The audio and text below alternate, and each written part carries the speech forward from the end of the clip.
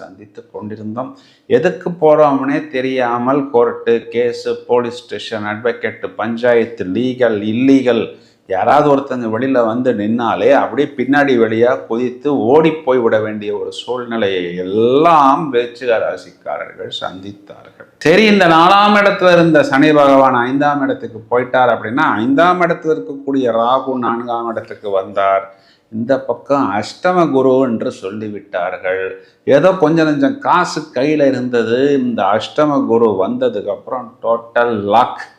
எதுக்குமே காசு இல்லை, யாரையுமே போய் பார்க்க முடியவில்லை.